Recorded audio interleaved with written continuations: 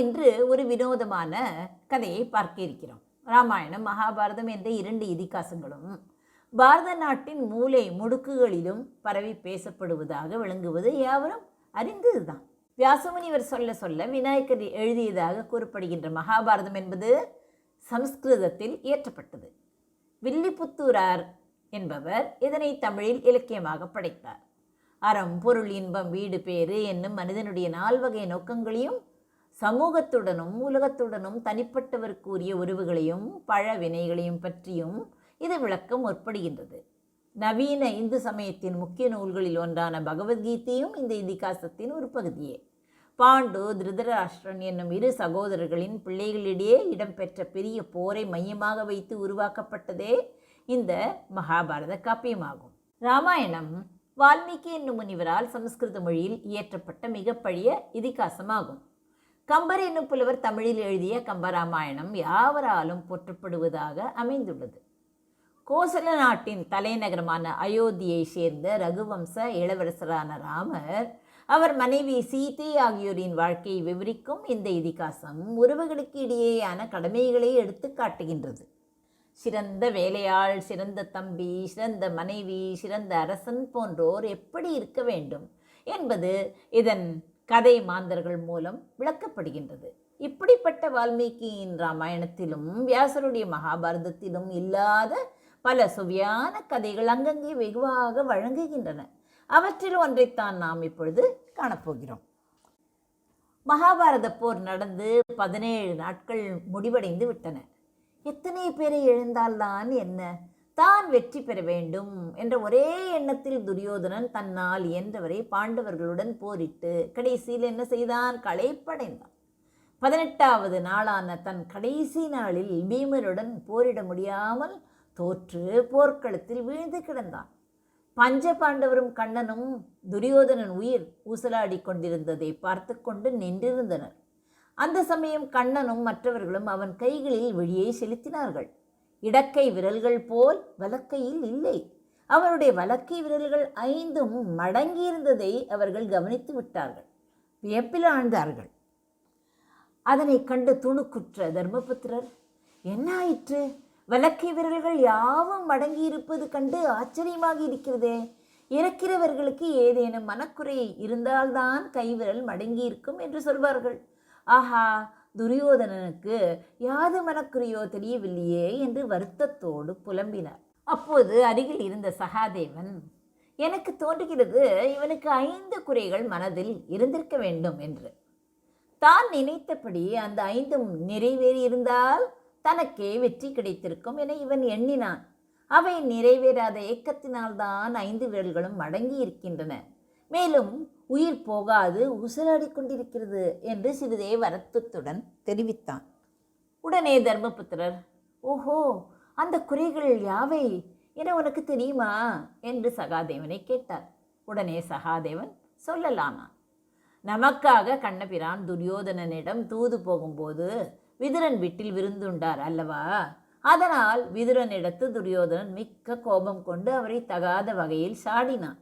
அதை தாங்காத விதுரனும் தான் இனி போரில் பங்கெடுத்துக் கொள்வதில்லை என தெரிவிக்க தன் வில்லை முறித்து எறிந்தார். அப்படி செய்யாது இருந்தால் துரியோதனனுடைய பங்கில் பலம் அதிகமாகியிருக்கும். இது முதல் குறை. நான் சொல்வது புரிகிறதா? ஆம் ஆம், அது பெரிய குறைதான். சரி, அடுத்த குறை என்ன சொல்லு பார்க்கலாம். ஒரு முறை கண்ணபிரான் சூழ்ச்சி செய்து தன் மோதிரத்தை கீழே நழுவ விட்டார். அதை அஸ்வத்தாமாவை விட்டு எடுக்க சொல்லி இருவரும் மோதிரத்தை பற்றி கொள்ளும் நிலையில் சூரியனை பார்க்க அதை கண்ட துரியோதனனும் அஸ்வத்தாமன் கண்ணனுக்கு ஏதோ வாக்கு கொடுக்கிறான் என்று ஐயமுற்றான். அதனால் அஸ்வத்தாமனுக்கு படைத்தலைமை வழங்கப்படவில்லை. அஸ்வத்தாமன் சேனாதிபதியாய் இருந்திருந்தால் துரியோதனனுக்கு வெற்றி கிடைப்பது நிச்சயமே. அவ்வாறு நடவாதது. இதுதான் 2வது குறை. ஓஹோ, நீ சொல்வது உண்மைதான். அஸ்வத்தாமன் சேனாதிபதியாக இருந்தால் நம்முடைய படை வலிமைக்கு பெரிய சோதனை உண்டாகியிருக்கும். அது மிக பெரிய குறை என்பதில் சிறிதும் சந்தேகமே இல்லை என்றார் தர்மபுத்திரர். நம்முடைய அன்னைக்கு கர்ணன் சத்தியம் அளித்தான் அல்லவா என்று சகாதேவன் ஆரம்பித்தான். எதனை சொல்கிறாய்? எனக்கு விளங்கவில்லையே என்று தர்மர் கூறினார். நம்முடைய அன்னைக்கு கர்ணன் 2வது முறையாக நாகாஸ்திரத்தை விடமாட்டேன் என்று சத்தியம் செய்து கொடுத்தான் அல்லவா? அதன்படியே கர்ணனும் நாகாஸ்திரத்தை 2வது முறை பிரயோகிக்கவில்லை. அப்படி அவன் ஏவி இருந்தால் அர்ஜுனன் உயிர் தப்புவது அரிதாக இருந்திருக்கும். இது 3வது குறையாக எனக்கு தெரிகிறது என்று சகாதேவன் சொன்னான். தர்மபுத்திரர் தன் சகோதரன் அர்ஜுனனை கருணை பார்வையோடு பார்த்தார். அர்ஜுனன் தலையை குனிந்து கொண்டான். சகாதேவன் மேலும் தொடர்ந்தான். களப்பலிக்கு நல்ல முகூர்த்தம் குறித்துவிட்டு அராவானையும் உடன்பட செய்திருந்தார்கள். துரியோதனனை சேர்ந்தவர்கள் செய்திருந்தார்கள். ஆனால் கண்ணபிரான் தன்னுடைய சாத்துரியத்தால் அமாவாசைக்கு முதல் நாளே சூரியனையும் சந்திரனையும் ஒருங்கே வர செய்து சந்திக்க வைத்து அமாவாசையை உண்டாக்கி அராவானுடைய உறுப்புகளை பலியாக கொய்ய செய்து விட்டார். அப்படி செய்யாமல் கௌரவர்களுக்கு முதற் பலியாக அராவான் கிடைத்திருந்தால் துரியோதனனுக்கு வெற்றி கிடைத்திருக்கும். அது மாறிவிட்டது. இதுதான் 4வது குறை. ஆஹா, ஆமாம் ஆமாம், இப்பொழுது நினைவுக்கு வருகிறது. நீ சொன்னவை யாவும் சரியான குறைகள் தான். சரி, கடைசி குறை என்ன? அதையும் சொல்லிவிடேன், கேட்பதற்கு ஆவலாக இருக்கிறோம் என்றார் தர்மர்.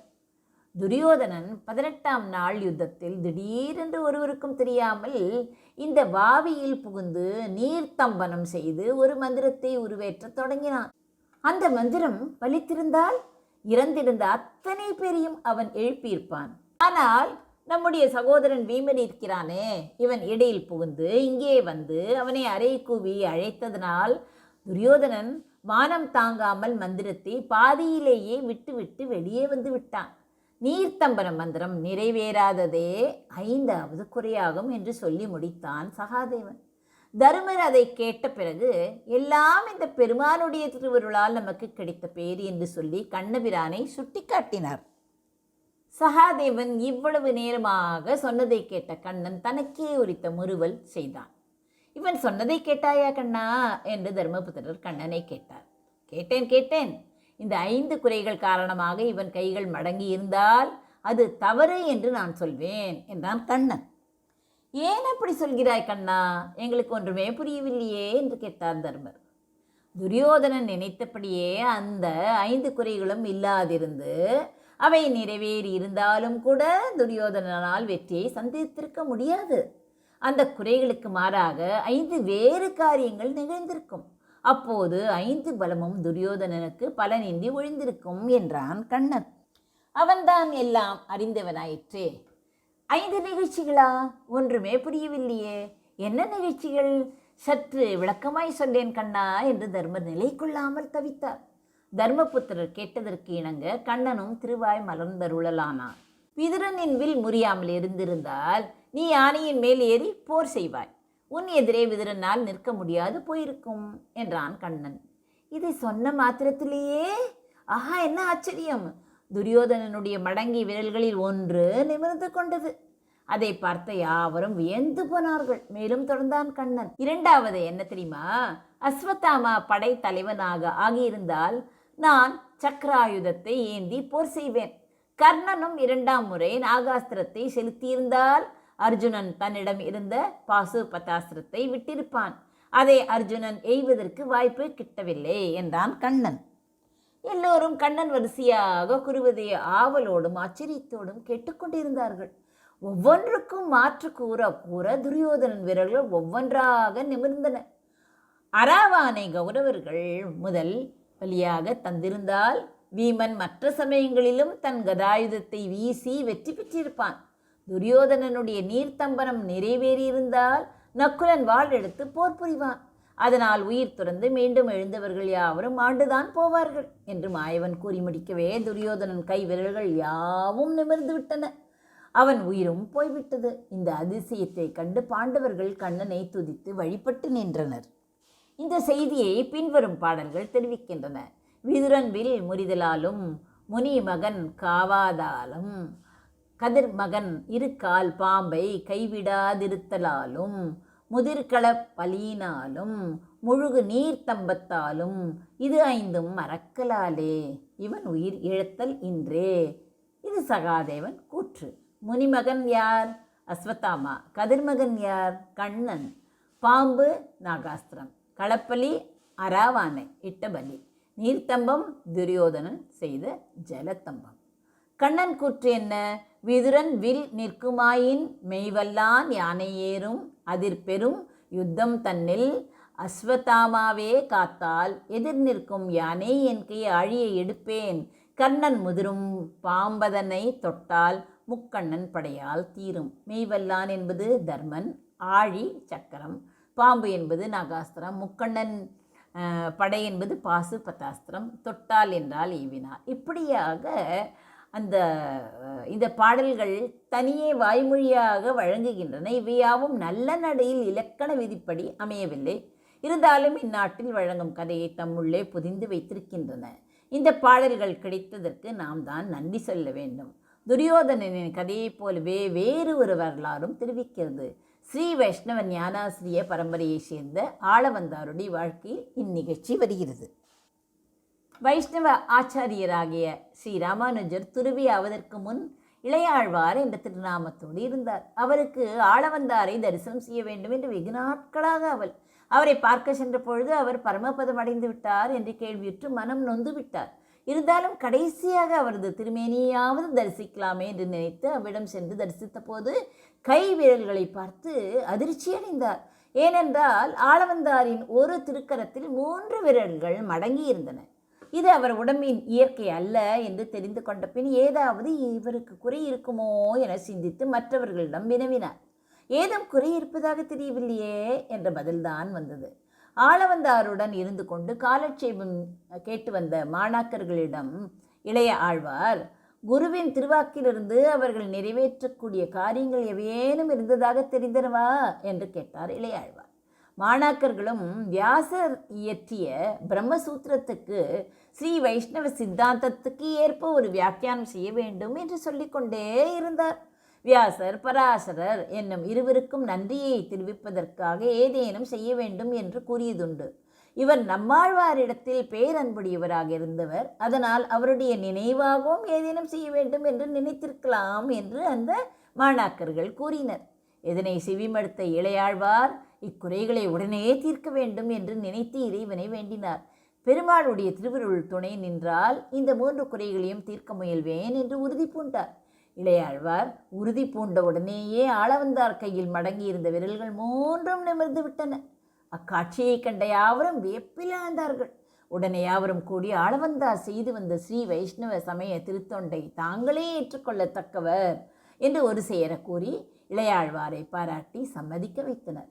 பிரம்மசூத்திரத்துக்கு ஒரு பாஷ்யம் இயற்றியும் கூரத்தாழ்வாருடைய குழந்தைகளுக்கு பராசர பட்டர், வேதவியாச பட்டர் என்ற திருநாமங்களை சூட்டியும் எம்பாருடைய தம்பியாரான கோவிந்த பெருமாளின் குமாரருக்கு பராங்குச நம்பி என்று நம்மாழ்வார் நாமத்தை சூட்டியும் இளையாழ்வார் ஆளவந்தாருக்கு இருந்த 3 மனக்குறைகளை தீர்த்து விட்டார்.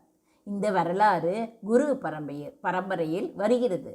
மனக்குறை உள்ளவர்களுக்கு தாங்கள் உயிர்விடும் சமயத்தில் கை விரல்கள் மடங்கி இருக்கும் என்ற செய்திக்கு உதாரணங்களாக இந்த 2 சிறந்த வரலாறுகளும் தமிழ்நாட்டில் வெவ்வேறு இடங்களில் வழங்குகின்றன.